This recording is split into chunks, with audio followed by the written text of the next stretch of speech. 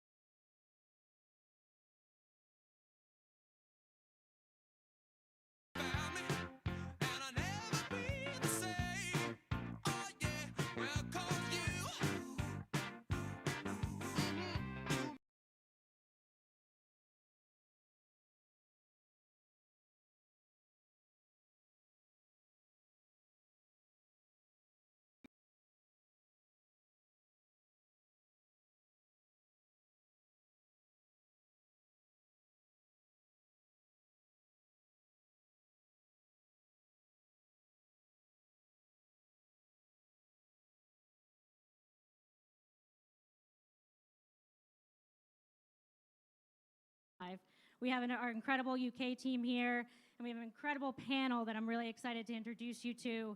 First off, I'm going to introduce you to Robert Ross from the Rob Report, automotive consultant. We're so excited that he had agreed to moderate.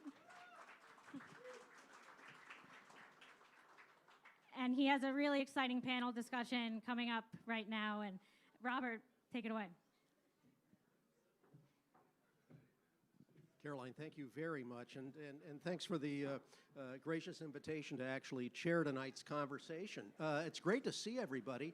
Didn't quite know what we'd end up with, given the weather and all that, but clearly the car enthusiasts are thick on the ground, so it's great to see everybody, some familiar faces, and obviously some new ones, too. You know, tonight's discussion is going to be with some personalities who are familiar to most of you, and that to me is really kind of what makes this whole car collecting community so rewarding. Nobody's really a stranger here. It's a pretty tight-knit group of people. No matter what it is you drive or collect, there are shared enthusiasms, and that to me is what makes it so magical. You know, the car collecting landscape has expanded, opened wide, all kinds of new vistas during the last couple of years. And I think we'd all have to agree, these are certainly the most surreal 2 years any of us has ever experienced. Initially, nobody really knew what to make of things. You know, we were sort of imagining like Henny Penny, the old nursery story, that the sky was falling. And then suddenly the skies opened, the storm clouds parted, and all of a sudden, everybody everywhere seemed to be buying everything, at least in the car world. And that's what makes it so exciting. And so what makes this a particularly auspicious announcement vis-a-vis Bonhams. But still, sanity has to prevail, and especially among the more serious and astute car enthusiasts. And that, I think, is what this evening's audience is comprised of. So with that, we're going to celebrate the launch of The Market by Bonhams and dig a little deeper into all the machinations, not just of the Bonhams enterprise, but of the market overall, as it embraces every one of us here who even has an ounce of gasoline or oil in his or her blood. So let's get some guests up here who are actually going to do the talking. I'm done now. And I'd like to introduce them in no particular order. Maarten ten Holder is the managing director of Bonhams Motoring. Fresh from the UK, and he should be a whole lot more jet lagged than he appears to be. Then, I was going to say, I'm not sure if this works. Does it work? Let me see. Oh, there we are. Yeah. Well, then I'm doing a good job. I'm trying to fake not to have jet lag at least, so it's good. But anyway, thank you, Robert. Very nice to be here. I would not even believe that you look as fresh as a daisy, and certainly we're going to have some fun things to talk about. Your colleague Tim Joslyn is here, founder of The Market by Bonhams. So obviously there's a lot of Bonhams expertise here, and we're going to hear from the both of these fellows. To mix things up a little bit, we've got Magnus Walker, no stranger to most folks in the car community. Magnus, great to see you. I didn't really know what to call you, so I'm going to use words like influencer, designer, and Porsche revolutionary. How's that for a start? You can just call me Magnus, I think will work. Thank you very much. Happy Okay, we'll do that too. Got a good-looking crowd out there, despite the rain, so that's right. Let's have some fun. That's right. One empty chair. Who sits there? It's Bruce Meyer. Bruce needs no introduction, but if he did, let's pretend a Martian came down from outer space, didn't know anybody here. I'd say, well, he's kind of the car enthusiast extraordinaire. So there we have it. Gentlemen, let's have a seat. The rent's paid.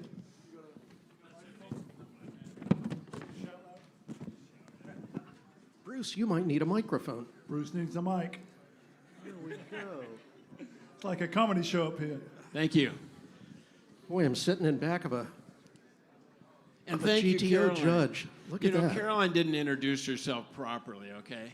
But Caroline's family, the Cassini family, have won Pebble Beach and have been car people pretty much my career. And Caroline is the beautiful face with Bonhams in the market and is doing a terrific job. So thank you for putting this all together, because this is your night, and thank you, Caroline. Mwah. Well said. Thank you. Well, indeed. Let's let's talk about the present state of affairs, because there's, history, then there's now, and then there's the future. So let's start with now, gentlemen. And again, in no particular order, but I'm looking to the left. I'm going to ask Maarten, would you briefly explain the market? Tell us what the market by Bonhams is all about, its position within Bonhams, and how it ties into Bonhams' global motoring plan. Yeah, thank you. Obviously, Robert, the market is known as a platform, a peer-to-peer platform where buyers and sellers are being brought together selling cars on a 24/7 basis. Bruce, are you already managing the crowd? No, I like it. Hushing the crowd. Hushing the crowd. I'm sure you have wisdom. No, that's very good. You're very good at that. I should take a lesson from that. That's good. No, but Quiet in the back. Online all the time, and I think for Bonhams with the live auction, there was a perfect matrimony of having our live sales events and then sales where you can go all the time online and buy whichever car you want. So you don't have to wait for the event itself. We did timed online auctions before, but these are all the time, and that I think is a big difference. And then, of course, another big difference is the price points, and this is something Tim can talk a little bit about also with obviously the thoughts behind it. But when you buy something on the market, and when you will start buying something on the market here in the US, there are no fees for the buyers. So hammer price is what you pay. That's astounding. It sounds too good to be true. Almost. So I love it. Just so I understand, in the market, your new venture, Yes. there is no fee for the buyer. No, correct. You heard that right, Bruce. No fee for the buyer. Okay, Everyone we all it. heard that, right? You've heard that right, but now I'll be very honest. There is a fee for the vendor. So the seller will pay a fee, but it's a capped fee, and it's a 5% fee, capped at $5,000 here in the US. But the buyer hammer price is when you're looking on that screen and you're trying to make a decision. You don't have to do all those calculations. What else is going to go on top of it? No, what you see, the price that you click for is the price you pay. And that was Tim's idea, by the way. I'm taking credit here, but it was his idea. So. Well, Tim, clearly you've got a hand in this, and not only in orchestrating the business model and establishing what the rules of engagement are, but tell us how the company has sort of got started. How did it grow since its founding and your involvement there? Yeah, sure. So I'm a technology guy. I build technology businesses, so I came at this from an enthusiast kind of point of view. I had kind of car collections, and actually I never set out to build an auction. What I actually set out to do was to digitize car history. So we had a platform called Patina, and it was around how can we take all of these paper documents, how can we make sure that they're digital, how can we capture extra records, photos, videos, and kind of have that in a record that is with the car, and when the car is sold and transferred, that would move with the car and the buyers could keep adding to it. This was about 2013, 2014. And one of the things that I realized was this was actually useful to auction companies, because every time you went to an auction, you wanted to buy a car. If you wanted to know more about the car, you had to go to the man in the corner of the room that had the box file that you could, get the history, sit down and read it. Well, that was great if you were at the auction at the time, but if you knew that a car was coming up to auction, you might want to do that in advance. You might want to decide whether it's worth going to. So I started to work with some auction companies and say, look, we can use this Patina platform and we can, put some of your cars and all the history online as the sort of sales take place. And we started to test that, and I got to the point even where I was selling cars from my collection, or I was buying cars to sell at auction, where I knew a similar car would be sold at the same auction. And one would have a digital Patina record, one wouldn't. And the one with the Patina record would sell for up to 50% more, because buyers would come in specifically for that vehicle because they knew much more about it than other stuff in the auction. And by this point, we're sort of 2015, 2016. The auction companies we were working with at the time, that wasn't Bonhams, just to say, everyone was moving quite slowly. Everyone could see it was a good idea, but nobody actually wanted to kind of take it to the next stage. So at that time, there was a company in the US that you've all probably heard of, Bring a Trailer, had just started to do their auctions. So we said, actually, why don't we just pivot and create an auction business? And that's where it started. And the difference, I think, we were very UK-centric, and the difference in the UK compared to the US is the US are used to buying cars unseen at distance. If you were buying a car from East Coast to West Coast, you would, it was quite common that would be done on an unseen basis. In the UK, we didn't work like that. If you were in Scotland and you wanted to see a car down on the south coast, you drove to go and see it. So there was a huge mindset shift that we had to get into the into our user base over the next kind of few years of actually buying cars just based on information. But yeah, we got there. We grew strong. We doubled or more than doubled in size every single year. And then I'm sure we'll talk about it later. Obviously, COVID had an impact. In our case, from a business point of view, it was a positive driver in terms of behaviours that it drove. But yeah, it changed. It really kind of turned the industry on its head. Well, clearly it has. I think so much has happened in the last few years vis-a-vis Bring a Trailer and everyone else who's kind of come along. And obviously it's time for you to jump into the fray now here in America. Quite a story unfolding. Welcome. Yeah, exactly. Magnus, you're kind of a trend. That's me. You're a trendsetter. You start trends. What everything from tastes in cars to the method of acquiring them, the trends for those things. What do you think a younger generation of buyers is following now? Because I know you inspire a lot of these guys and gals.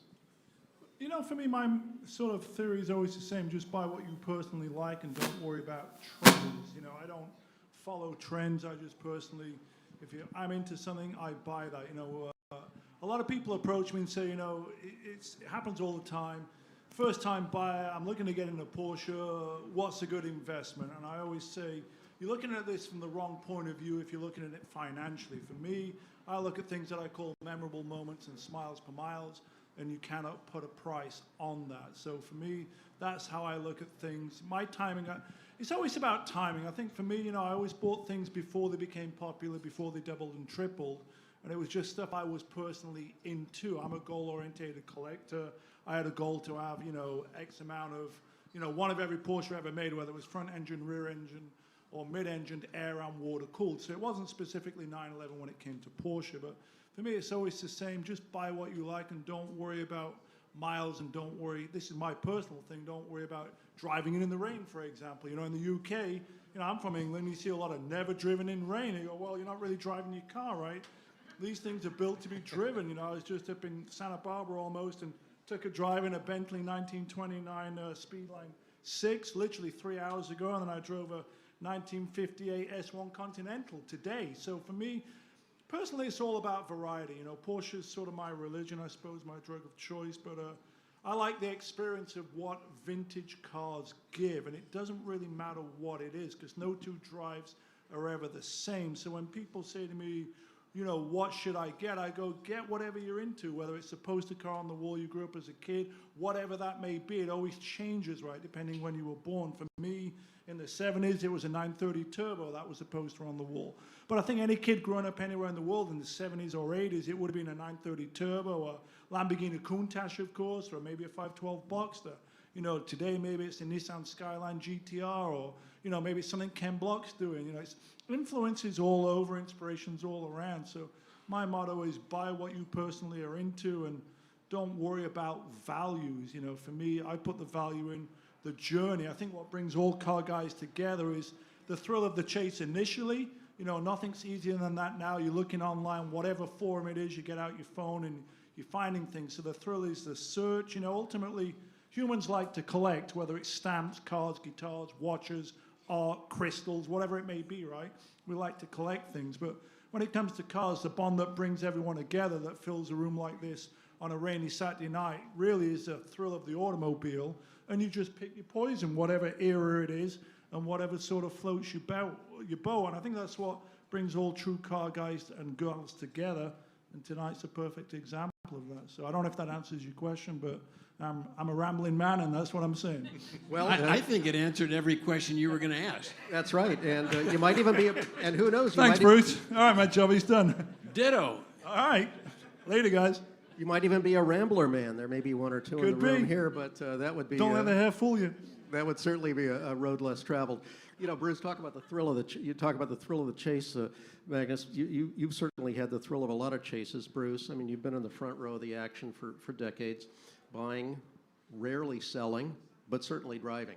And I guess the question would be, what do you see, quote unquote? And this is actually kind of a touchy touchy description, but what would you see serious collectors looking for at present? And serious doesn't necessarily mean dollars, but what are serious collectors doing right now? I don't know. I mean, I have to define what a serious collector is, you know, because I'm think of myself as an enthusiast, and I agree with Magnus. You know, buy what you like, and because if you buy strictly on price, you're just going in the wrong direction. If it goes down, you're disappointed, and if you buy what you like and it goes down a little bit, you still love it. So, as far as serious collectors, I think that it really comes down to one word in a way, and that's Porsche. You know, it just. There you go. You know, it Okay, just. we're it done just, now. And was that what we wanted him to say? I can't remember if that was you. Did you tell him today that he had to say that? If I had to pick one, did you have something to add to that? No. Porsche's really great. Don't like. No, with the no, two of you in the room, I would never. They're just Beatles, guys. They're just Beatles. And I don't think of myself as necessarily a Porsche collector. It was my first car. I'm drawn to it. You know, I have a 47-year-old son that loves Porsches, and I think if you know, in the old days, I would say get a 300 SL because I think that's the gold standard, and I think that's one of the most beautiful cars ever made. And I think if you came down to designing the perfect car, you give that car to Chip Foose, he wouldn't change a line. I see the Cobra jacket, probably my favorite car. That just checks a lot of boxes for me. But I think at the end of the day, it really comes down to Porsche. That is a car that has really gone through all generations and still continues to be great. And seeing Terry there, I won't go into the whole story, but we had an exhibit called Porsche Effect. And I didn't quite know what Porsche Effect meant, the title, when they put it together, but it becomes clearer every day that the Porsches had a huge effect on the markets. They've stayed consistent in their design. They're a consistent front runner, and it appeals to all generations. So I see more people collecting Porsches than any other brand. I don't, there's some people that collect Ford products and Mustangs, but I think in the serious collector world, it just seems to trend towards Porsche. And I'm not one of those because I'm an enthusiast. I love Porsches, but you go into my garage, think there's a dozen people's stuff. I hope that answers your question. Well, that's great. That's a very good answer right there. It's certainly enthusiastic, and I think a lot of folks in the audience would absolutely agree 101%. Well, let's talk about the online phenomenon, because that's really why we're here, to talk about the new Bonhams initiative. Maarten, what does the introduction of the market to the U.S. mean for Bonhams? I mean, I'm kind of interested. You have your hands in dozens and dozens of subject arenas, everything from fine art to sculpture to name your poison, rocks and minerals. I mean, everything. Bonhams sells it all. But clearly, Bonhams motoring is a huge component part of the organization. What is bringing the market to America going to do for you guys? Well, first of all,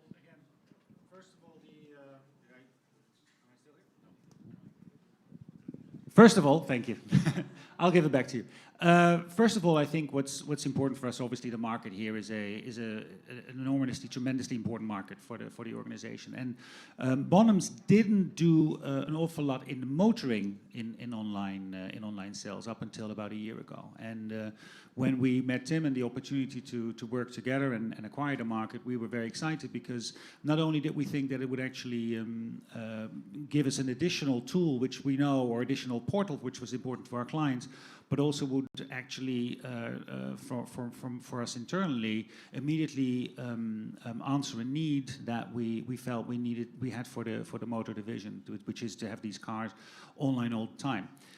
What I think is important with the proposition, because Tim interestingly talks about obviously bringing a trailer, is what is it that Bonhams is going to do for the American market, which is maybe the more important question, right? I mean, it's great what it does for us, and of course we're here because we want people to participate in the market. But I think what we're bringing to the American market with the market and Bonhams together is actually the combined force of a company that's been around for almost 250 years, with the expertise also sitting with the live sales that is now being brought to the specialists that work at the market. So you have a cross-pollination between the teams at the market and the teams at Bonhams. So when you buy on an online platform from peer to peer, you actually have the brand of Bonhams behind it with the expertise of Bonhams behind it. Well, that expertise is actually something that Tim had touched on. So, Tim, I'm going to switch it up because I was going to ask you about the same question, but all of a sudden, I'm interested that the differentiators for the market and maybe some other online players, it sounds to me like you're going to go deep with provenance. Provenance is really kind of key in establishing long-term relationships with collectors and in establishing a reputation for being more than just an auction house. You're actually supporting these cars, these lots, with some pretty deep knowledge about their history. Swap the mic. Yeah. Yeah, no, absolutely. And so there's a couple of things there. So one of the things, a car has kind of a provenance that gets added to like every year, every kind of month that you're using and driving it. And for me, provenance isn't necessarily around the service history or anything like that. It's about the photos of what you've done with the car, what the car's done. You know, when you're looking at a 60-year-old car, you don't care about whether it was kind of serviced or what was changed on it in 1963, but actually photos of it participating in events or things like that are much more important. Any of that stuff, you know, we've always, in our listings, if a car's got that kind of history, we've always used it to try and you know, enhance the listing. But we've also allowed that listing to go with the buyer of the car. So when they bought the car, they can actually have everything kind of transferred over to them. They receive all that media.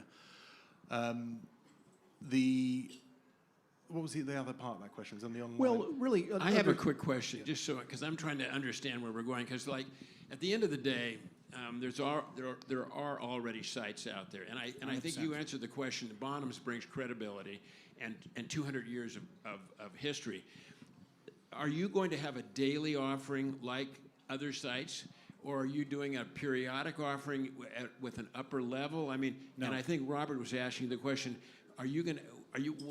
how will your cars and the provenance differ from others? Is that what you were asking, Robert? Something like that? So let me ask the first part of the question, and then Tim can dig into the second. No, it will be a daily offering. That's the whole point. The whole point is that we don't want it to be periodically with that sale that you have to wait for and you have to keep on your mind, oh yeah, it's in a week from now, let's not forget about it. No, it's going to be continuously all the time. And yes, we're building it up. So that means that initially you'll have, 2, 3, 4 cars a day, but eventually those levels will go up really, really quickly. So the idea is online all the time. We just had a sale, or we had several sales over the Christmas period in the UK, and it's of course amazing. Everybody's at home, and what do they do? They go online and they start buying cars. So you don't have to wait. So that's with regards to the tempo of the auctions. And I think on the other point, what's different? I mean, when we built the business, we built it from I wasn't in the car industry. The people that I recruited initially into the business weren't from the car industry. They weren't auctioneers. They weren't car dealers.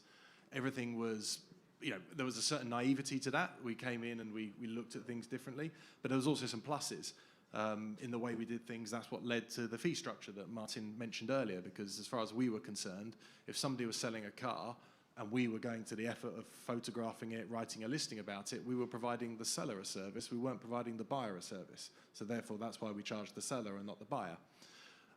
The other things that we kind of held kind of dearly to us and is still in the sort of the culture of everybody in the business is transparency and customer service. So we came at it from collectors, enthusiasts ourselves. What would we want to do? And every listing we tried to ensure was, or still do ensure, is as transparent as possible. And actually the weird thing that we found early on was the more faults that we put about a car, or the more kind of bad points that we put about a car in a listing, the better the auction went. Because psychologically, if you read something that's too good to be true, you think it's too good to be true and you withhold. If you read something that looks like it's 100% transparent because it's detailed everything, you actually bid strongly because you trust it. And then as I say, customer service as well. We were always, if there were issues, we would always try to make sure that they were resolved in the best way possible. We weren't sort of taking money and running. We wanted to see every transaction and made sure it complete. And that's another advantage of doing seller's fees rather than buyer's fees. If you just take buyer's fees, as soon as the auction's ended, you've earned your money, you kind of, that's it really. If you're taking the seller's fees, you really want to make sure that the whole transaction completes because the seller is your customer. And I think that's, compared to some of the sites and that we see there, that fee structure does drive different behaviors. Well, and I think just in addition, because obviously when we looked and we vetted the business back to it, to see that same kind of DNA and that call for transparency, and also the willingness to actually go. Every once in a while you get something wrong, right? And the last thing you want when you get something wrong is then you have to sort of try to find a name behind like the email, behind like that's one of the things which was really good with the market in the UK, that actually we saw that they cared, and they do still. There's still resolutions and problem solving after something might have gone wrong, which is obviously for the auction houses part of our DNA, and that's why it was very important when we bought them that we saw that same kind of behavior. I think I'm going to. Well, there we go. I am back. You can't get rid of me that easily.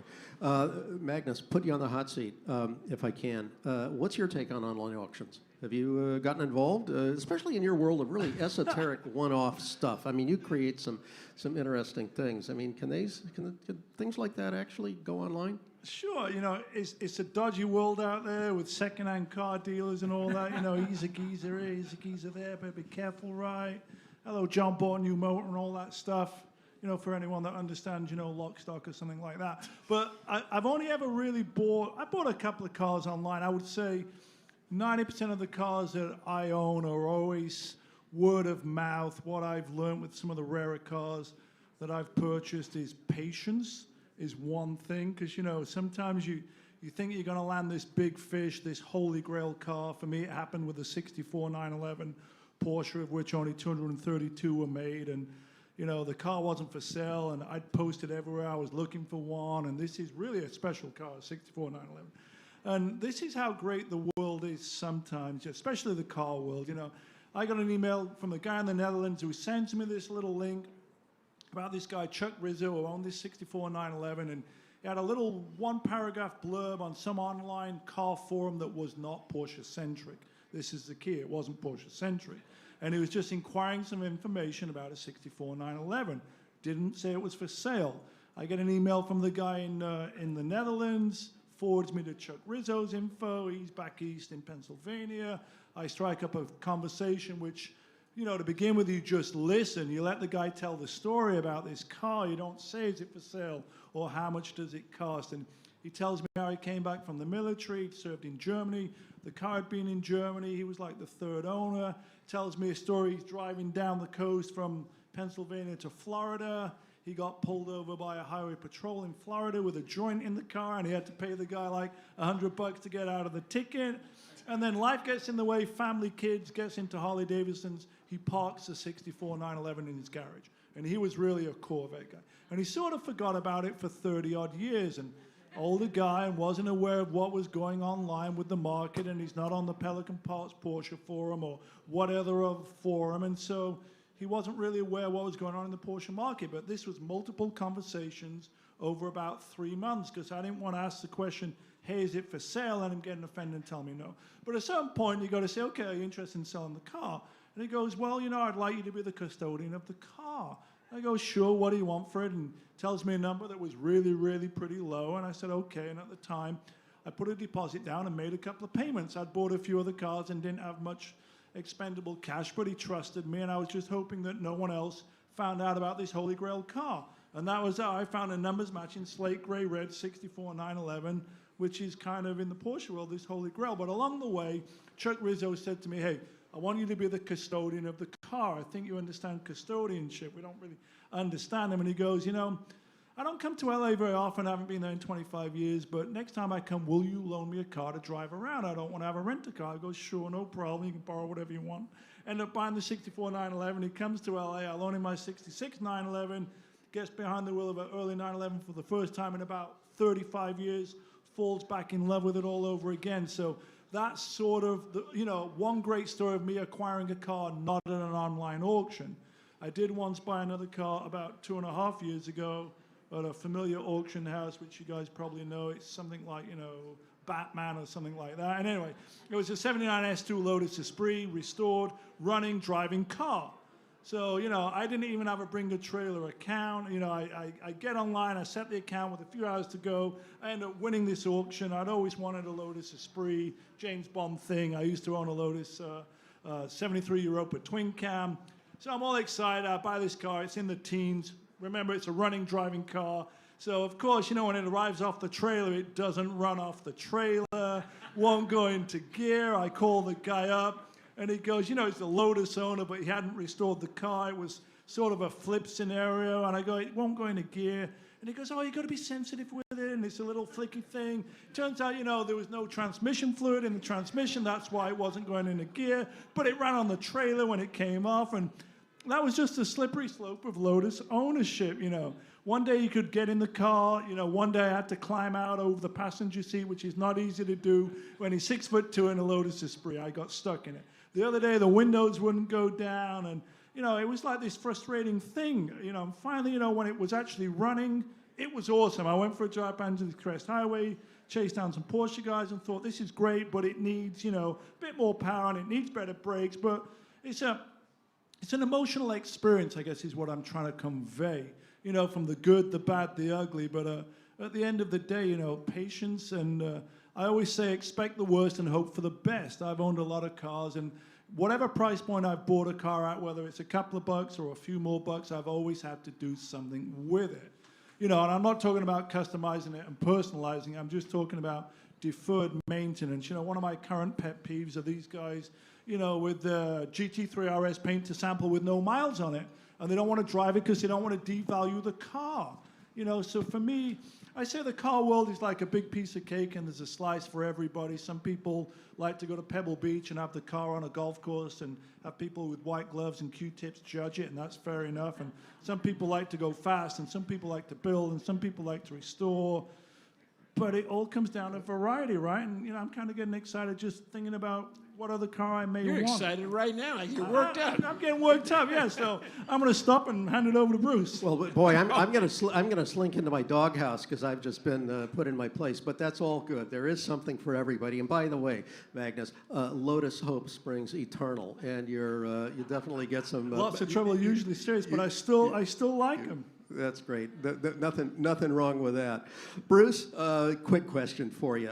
This online business, I'm not sure if you've actually jumped into that particular pool yet.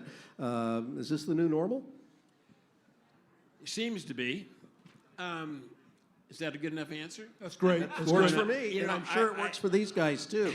You know, what I find interesting, I just kind of tripped on. By the way, I don't think people know. Talk about people that buy emotionally and interesting cars. It's you, Robert, because you've had some of the cars that nobody would tackle and just turned out great. So, well, you know, I don't think you find a lot on anywhere that you like because you're so picky and you're so good. So I love your taste in cars. But, you know, I came across, like probably everybody in the room, somebody said, are you familiar with Bring a Trailer? So in the early days, the founder, it was just a site just to go find unusual cars that were for sale. It was a fire truck or some miscellaneous car. And then he turned it into a business, pretty good business, because I think they're the #1 auction house now. So a lot of the companies are getting on board, as they should, because that is the trend. You just can't say, well, it's too late, because it's never too late.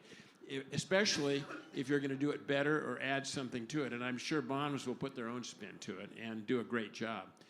And I would have no problems, because I think one of the points that you brought up was that if you show the flaws and you honestly represent the car, you're going to get business and the business will come. But if all you show is this beautiful car and all the shiny bits and not the flaws, then you're going to lose your customers, and the word will get around real fast that Bonhams is kind of misrepresenting by omission. So I think it's really important to show the cracks in the paint and whatever the dents are. So I think the honest representation at the end of the day will win the business, and I'm sure you're going to do that because you pointed it out. Absolutely, 100% agree. That's as Tim was saying, and then as we've been doing also for the live auctions. It's the only way, because it comes back to bite you. Well, certainly your live auctions are known to everybody. I mean, they've been kind of a benchmark for the car market for decades. My favorite auction in history was actually the Chantilly auction, the first one for the first Chantilly Concours. There's some wonderful, wonderful cars for sale there. It was just a really magic moment. But clearly that's live. Now we're online. So I guess the question for you, Maarten, is there a sweet spot? You've talked about the business model, you know, the $5,000 maximum seller commission. Is there kind of a sweet spot type of car that you see for your site and for this enterprise going forward? And one other question. Is Jacob involved? Where's Jacob? So you know, Jacob is magic to Bonhams. And so, I mean, to get the great cars, you got to have somebody go out there and make it happen. So I'm just curious if you're going to mix online and live, and if Jacob is going to be involved, because you have to differentiate yourself with great cars. So first of all, thank you, because Jacob and I need to do his performance review. So this is really great that you've just... Thank you, Bruce. No, first of all, that's the whole point. As I said before, yes, the team at the market is an independently operating team, but they work very closely together with the specialists at Bonhams. And that's, so Jacob is involved, working together with Carolyn, with the team here. Rupert is going to be involved from the East Coast. And the team in Europe and in the UK are working together as well. So that's absolutely, first of all, the case. Secondly, I think that, let me be very clear, Robin. I mean, we don't do Chantilly right now, but we will continue to have many, many live sales. I think we've planned 17 live sales for this year alone in 2022. So you'll see us at Quail, and you'll see us at Amelia, and you'll see us in Arizona next in about a week and a half from now. I just plugged that. You see what I did there? When we're actually, as Caroline said, going live on the 24th. So it will always be simultaneously. I could see events exactly where you have a live auction, and because of the fact that the market is 24/7, there are cars closing at the market at the same time. I think when it comes to sweet spots, Tim should actually talk to you about this, because the first time when he and I talked together, I said, well, clearly, we're not going to do anything pre-awards, because that's not going to go online. It's not going to work, right? And actually, I was proven wrong. So I think from a price point perspective, you'll see that the more moderately priced cars initially will be on the market, but it doesn't exclude that higher price points will be sold as well. We had a very big debate internally about 4 months ago, when we had two F40s coming up, and the specialists were talking between each other and said, well, both of them need to go in the live sale, clearly. And we sold one at the market for over £1 million, a blue F40, which was XM Moores, which did really well. So it is always going to be a little bit of a conversation. I think for their cars that are easily accessible online and easily recognizable. Some of the very, very special and one-offs, you'll probably see them more in the live sales. But I also think that trend over time, there will be more merging of that happening as well. As you've seen with, as you quite rightly said, the phenomenal growth of Bring a Trailer. That's right. I mean, people are willing now, it seems, to write 7-figure checks for cars that they are not actually raising a paddle for in person. No. And that's a remarkable thing. I mean, I would never, ever have imagined that. It's a strange world we live in, you know. I think it's also an audience thing, though, as well. It's, you know, particularly with some of the more modern stuff, it's different generations of buyers that are buying those cars, and they interact with the world in different ways. Not everybody's going to make their way to a live auction, so actually being able to carry an auction in your pocket, interact with it online, I think as we kind of see new generations come through, I think more of that behaviour will be that's how people expect to interact. Looking out a few years, and I'm asking you a question you may or may not be able to answer, or if you could answer, maybe you don't want to share the answer, but is there an entirely new way for collectors to sort of transact business that we're going to see 5 years from now that we're not seeing now? Well, listen, first of all, if we knew the answer to that, then, you know, Bonhams would already be... No, I think the world is evolving, and the way how people are collecting, or at least are getting into contact with cars. I think what you said, Magnus, is you're very right. People collect anything and lots of things all the time, but it's also the chase and the hunt, which is important. And to some extent, the digital age makes that easier, right? That's absolutely true. I think that at least what I can say for today's world is that the digital revolution that we've seen, I don't think is going to exclude the live events, because people want to be live. People like to be here in the room as well and share stories and be there together and sort of see people participating and competing for cars. Live sales, by the way, doesn't mean not online, right? Because you can view them online, as we all know and as I know personally really well. So I think from that perspective, that the trend will I'm sure will continue, but for now, this is the immediate future. Well, obviously, we're looking forward to seeing what happens when the gates open on the 24th, and wishing you all the best of success there. It's going to be exciting, and I think everybody will have their eyes on the market. Probably just finish up with a quick question for all of you. Same question, actually, guys. Were there any sales, live or online, that have really taken you by surprise in the last year or two? The reason I ask that is to sort of understand what you would perceive to be an outlier or a real new normal in the auction world. That could be talking about trends, you know, what kind of car sold for something that was absolutely out of this world, or if there was a new collecting arena that sort of opened up that you never really thought about before. No, I'm going to come back to that F40 that we just mentioned, not so much because in the result in itself, well, the result in itself we thought was really good, but particularly because, as I said, we had a comparison between a proper F40 and the repainted blue one, and the repainted blue one had more mileage, and there was a whole story about it. So the original specialist said, and the live sale specialist said, well, clearly the red one's going to do better, and by the way, and we sold it in Goodwood Festival of Speed.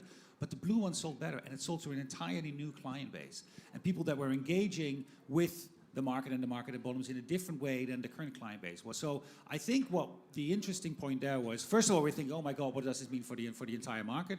But secondly, we realized actually the market is a lot bigger than we understand it is, which is also quite rightly, as you said, Bruce, yes, Bring a Trailer is currently the biggest auction house. Right? Like the online all the time market is as big as the live market these days. So, but that one has not excluded the other. They're sort of coming up simultaneously. So that to me was I guess the eye opener of the year. It doesn't tell you a lot about upcoming trends, but that's why I have Tim here, and he's going to tell you that. The thing about that car, and I've seen it in other cars, is it doesn't matter what the car is or what it was. It just proved the point that you can create a provenance for the car, even if you do it in the recent history of it. So that's what had happened with that car. It had been all over YouTube. It had lots of stuff done about it. It'd been known globally, and that's what drove its value. I think that's a new trend. If you go downstairs in the Petersen at the museum at the moment, they've got cars from Forza, the latest kind of video game. My kids are kind of connected to cars, but they're young kids, and like most young kids, they're not probably as much car people as all we were when we were young, but they do play Forza, you know, for hours on end.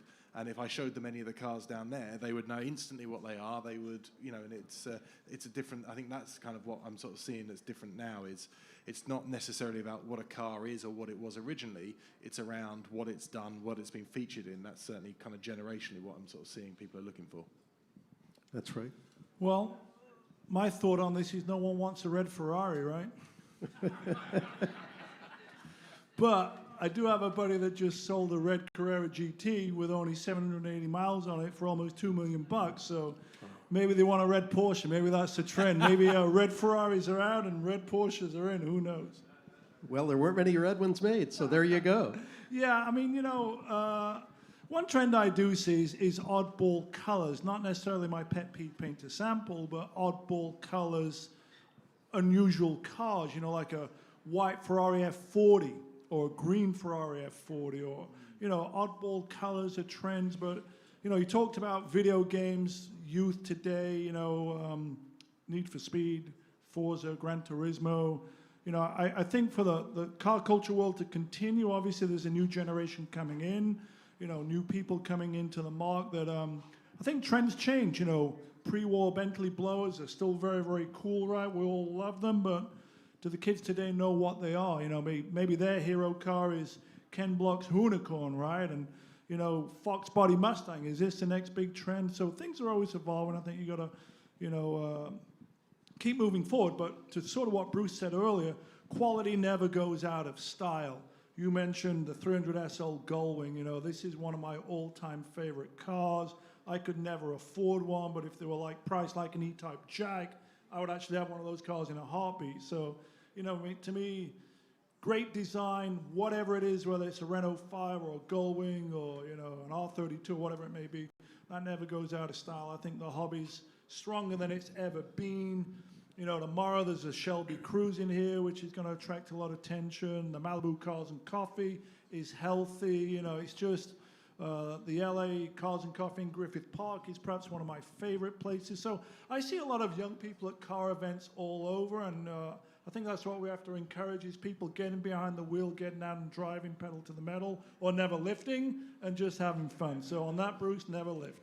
Well, a couple things go through my mind is these cars and coffees are huge.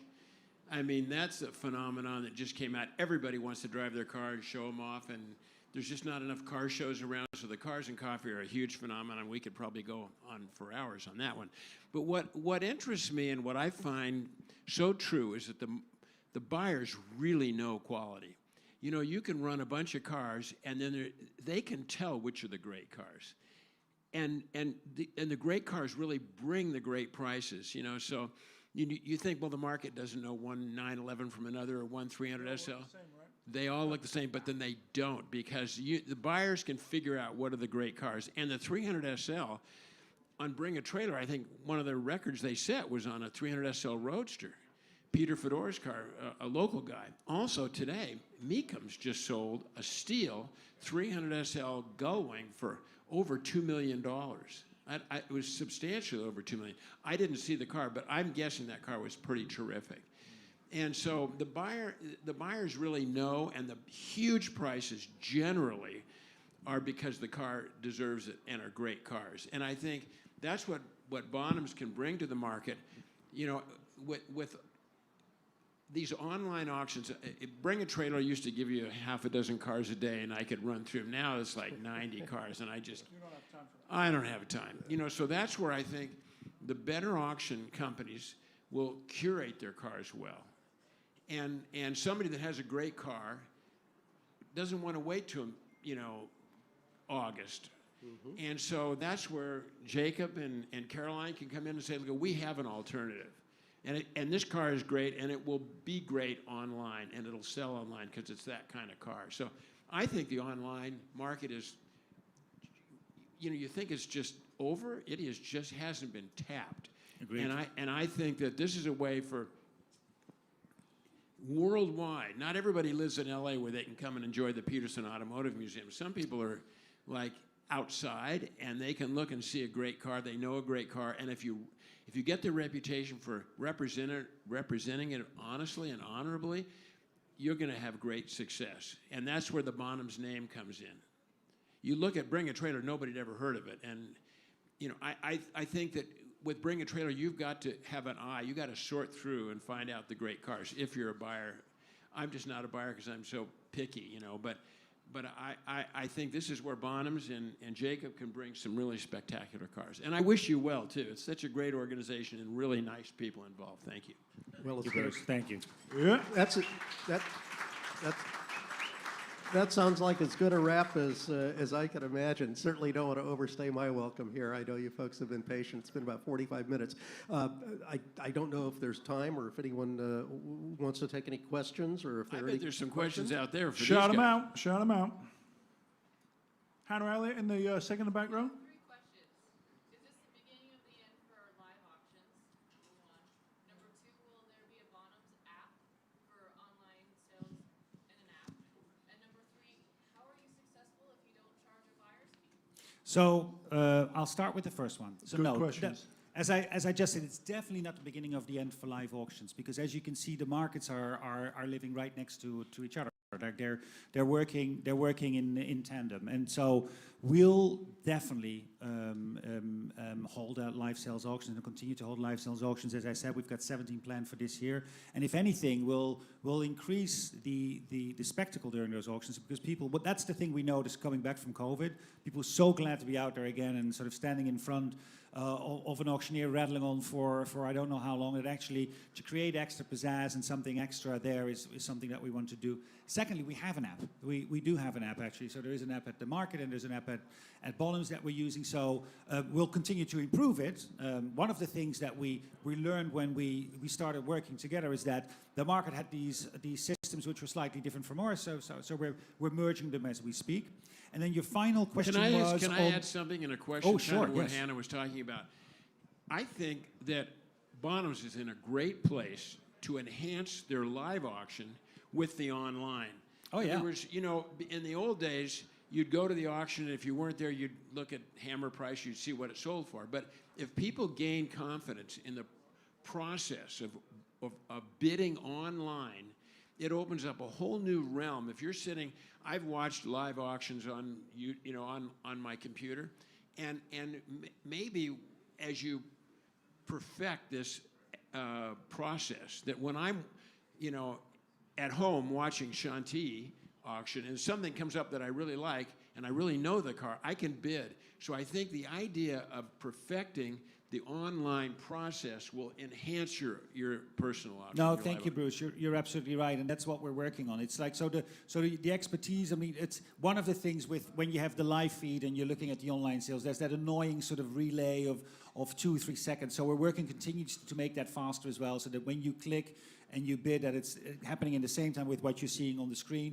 The camera angles is something that you work on to make it more interesting, also, and to actually, and the way how you portray the cars that you see when you're working. So, and that's something you can do as a live auction company. Correct. So we're working Put definitely money on into that. perfecting that the online aspect. No, 100%. And then your final question, and I'm so glad for once that I remembered the 3 in a row, was how on earth can you make money? We don't know. We do want, I was going to say, we don't want to make money. We do it out of the goodness of our hearts for the community. We do, to some extent. But there is also, no, there isn't, this is a volume game, right?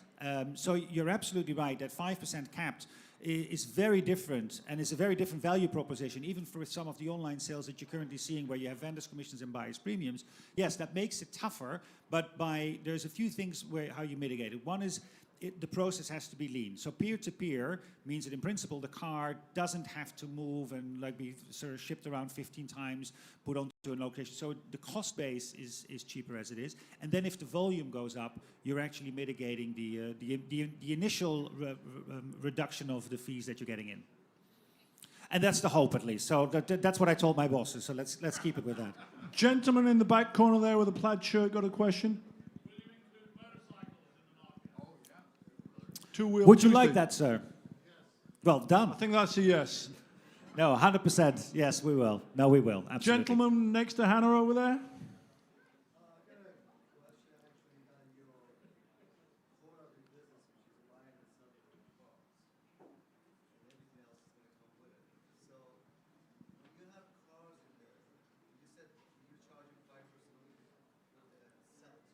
On the market, yes.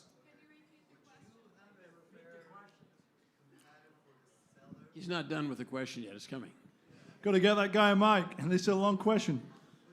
How would you make sure that the seller gets a fair, representation against other cars? Meaning, like you bring a trailer or some of these auctions, they prefer some cars that hype it up more than a normal car that nobody knows about. So, would you have some kind of system to make sure everybody gets a fair game, or you have to pay more for you to be blinking up on every side? Like bring a trailer that everybody else knows. So is the question whether we would give the same treatment to all the sellers with the way how we portray the car, so that it's a fair shake for every seller? In other words, are you going to do that like everybody else is doing? Because you get your car out there, if you're not paying more, if you're not, having a person, knowing someone, your car is going to be, some kind of site, you're not even popping out, but if you pay more. No, we'll have one fee for everybody. So we're not going to have a fee where if you pay more, we're going to make your car pop up on the side. So, no, it's going to be the same for everyone. Sometimes what will happen is a car will jump out to Whitney of the marketing team who stands over there. Is like, oh my gosh, this is so much fun. Like, can I have this for like on the carousel on the front page of the Bonhams page for day? But that's not linked to a seller paying us more money. So we'll give a fair share to all of them. The other thing that, of course, when you have more volume, is going to be more careful. You try to curate as well what you sell, right? You don't want to put a lot of the same cars up at the same time so that they compete with each other. Actually, that's already happening with some of the consignments, particularly that we're seeing in Europe, when we have cars for online the market, and we have the same in our live sales. We try to make sure that they don't sell at the same time, at least. I think what he means by that, it won't be full of Mercedes wagons or BMW. Only Gullwings at the E-Type prices. Yeah. Okay, second row Next right question. there. Shout it out. I got you. There's a microphone coming up. Doesn't work. It does. Millions of people have lost their jobs over the last 2 years. Have you figured out where all the money is coming from and why they're willing to spend so much of their money? Boy, that's a good question. That's a very good question. I think a lot of people actually, yes, people have lost their jobs, and people also had a lot of time on their hands. It was actually quite interesting to see that a lot of people have been participating in all these online sales during COVID, but also coming out of it.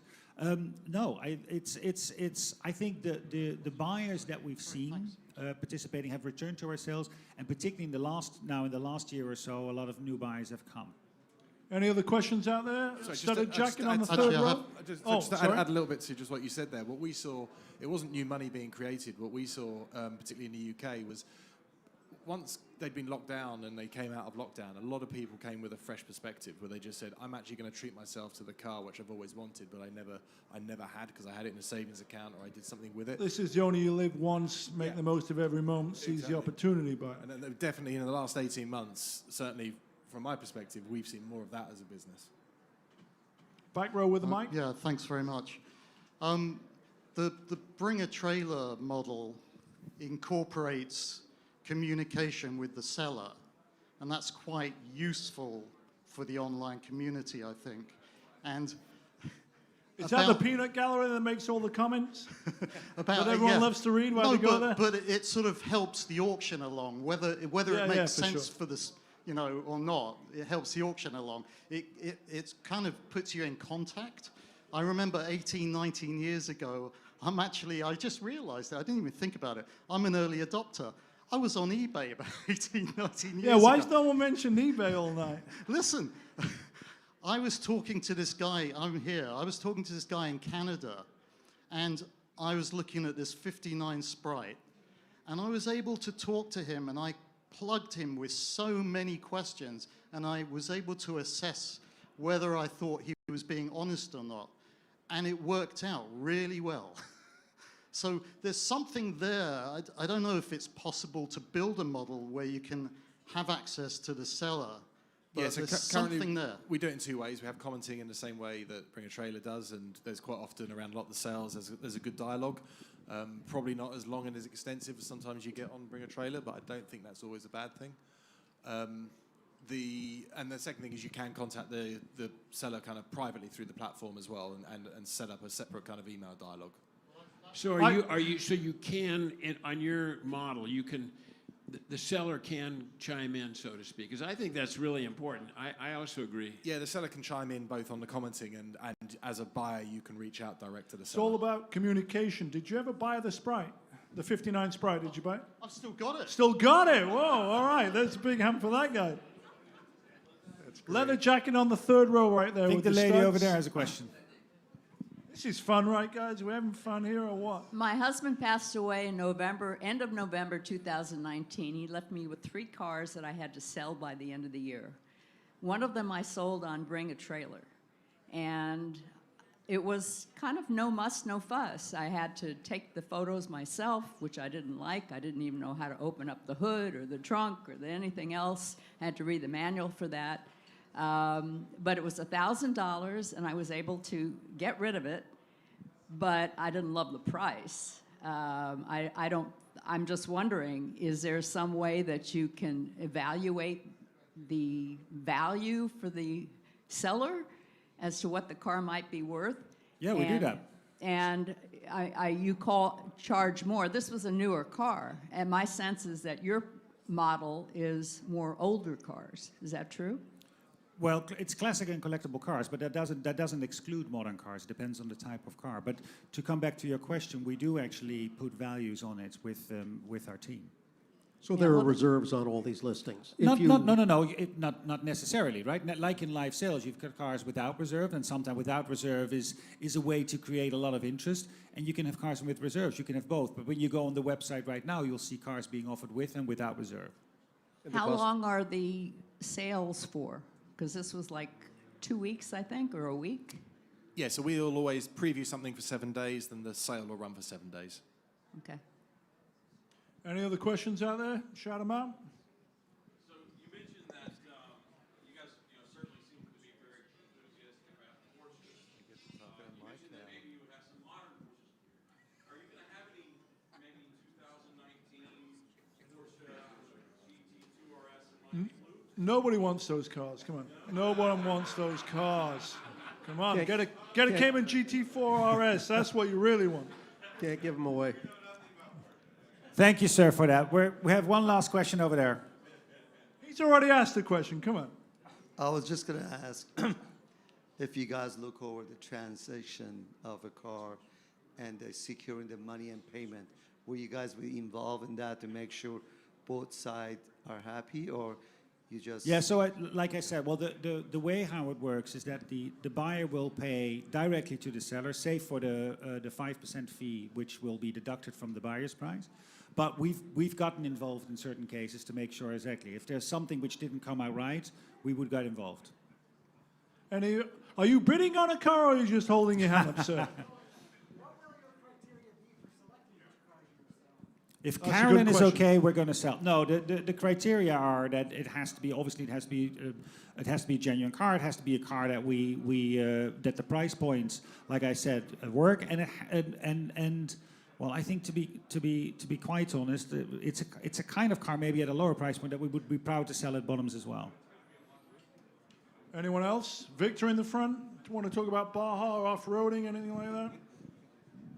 Well, this is great. I want to thank Thank you, Robert. I want to thank our guests, obviously, Maarten, Tim, Magnus, and Bruce. What a great conversation. It could probably go on for another hour or three, and because I think everyone's leaving. Look, I think everybody's I'm got a only lot joking. to say.